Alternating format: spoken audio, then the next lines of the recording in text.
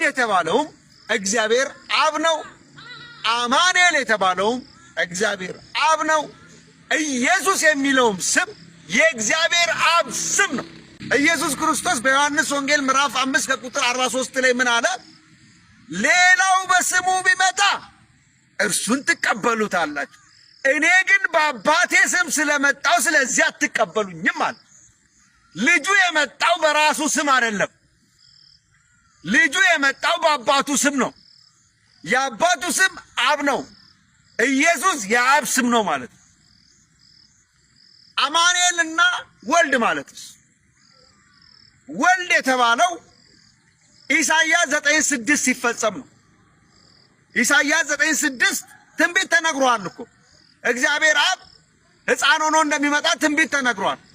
ትንቢት የሚነገርበት ዋና ዓላማ ደግሞ አስቀድሞ ትንቢት የሚነገረው የሰዎችን ጭንቅላት ኮንዲሽን ለማድረግ ነው። ያ ትንቢት ሲፈጸም ሰዎች ውዝግብ እንዳያነሱ፣ ጥያቄ እንዳያነሱ፣ ዱብዳ እንዳይሆንባቸው እግዚአብሔር ቀድሞ በነቢያቱ ትንቢት ይናገራል። በኢሳይያስ ቀድሞ ትንቢት የተናገረው ማን ነው? አብ ነው። እንዲህ ብለህ ጻፍ ያለው አብ ነው። አብ እስቲ ጥቅሱን እንየው። ቀጥታ ስታነቡት ሕፃን ተወልዶና ወንድ ልጅ ተሰጥቶናል፣ አለቅነቱ በጫንቃ ስሙ ድንቅ መከራ እያለና ከዘላለም አባት ሰላም አለቃ ተብሎ ይጠራል። ገልበጥ አድርጎ ይሄንን ስቴትመንት ከኋላ ጀምሮ አንብብ እስቲ። የዘላለም አባት ኃያል አምላክ የሰላም አለቃ ሕፃን ሆኖ ይመጣል ነው የተባልከው። አብ ሕፃን ሆኖ ስጋ ለብሶ ሲመጣ አምባጓሮ መፍጠር የለብንም። ለምን? ትንቢት ተነግሮናል። መጀመሪያ አእምሯችን ኮንዲሽን ሆኗል እኮ ሊሆን ስላለው ነገር ተነግሮናል። ያ ትንቢት ሲፈጸም ውዝግብ ማንሳት የለብንም። አማኑኤል ማለት እግዚአብሔር አብ በስጋ ተገልጦ በሰዎች መካከል ስለተገኘ ነው። ወልድ ማለት ደግሞ እግዚአብሔር አብ ስጋ ለብሶ ሲመጣ ልጅ መስሎ ስለመጣ ነው። ስለዚህ ኢየሱስ ደግሞ ምን አለ? ሌላ ቦታ ላይ ደግሞ ዓለም ለሰጠኝ ሕዝብ ስምህን ገለጥኩላቸው አለ። ስሜን ገለጥኩ አላለም።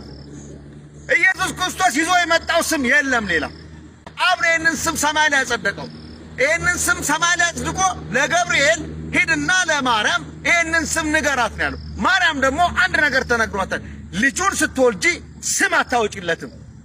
የራሴ ልጅ ነው ብለሽ የአንቺ ልጅ ስላይደለ ይሄን ልጅ ስትወልጂ ስም አታወጪለትም። ስሙ ኢየሱስ ይባላል።